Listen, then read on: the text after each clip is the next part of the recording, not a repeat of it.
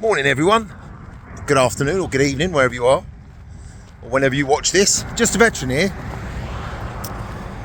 Today I'm feeling philosophical, and I was wondering, how many of us are genuine people?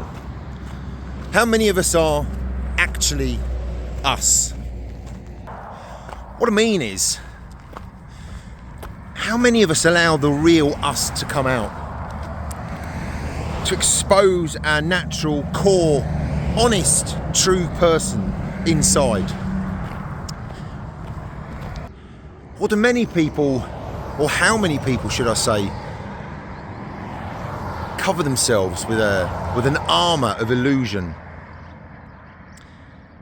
Make out they're something they're not, pretend to be someone they aren't.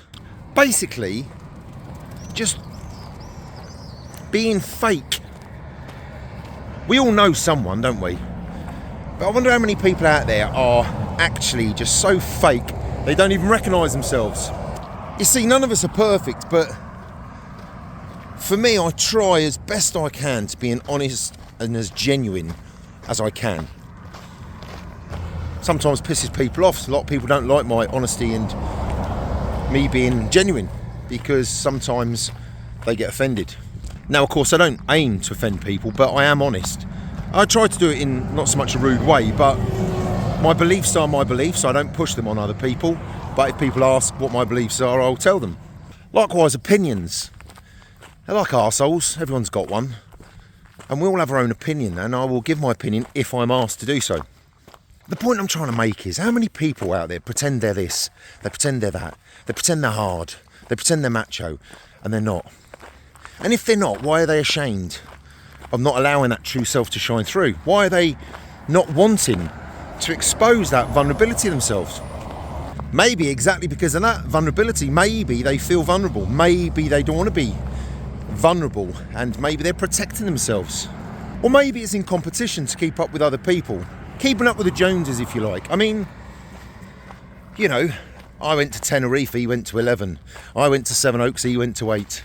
I had 2 hip replacements, he had 3. Life has got a habit of doing that, hasn't it? Making us compete with each other.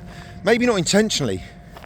Saying something, and then someone else saying, oh yeah, I've done that first. Oh yeah, I've done that before. Oh yeah, we've been there. As opposed to just listening to people and letting them say what they want to say. So, maybe we put on this image because we want to be king of the castle. We want to be the alpha male. We want to dominate the conversation. But is it really necessary? Wouldn't the world be a wonderful place if more people were just genuinely honest? And if they're really vulnerable, or not vulnerable, that's not fair. If they're really easygoing, quiet, shy, bashful people, or I don't know how to explain it. Some places in the world is just too much testosterone, right?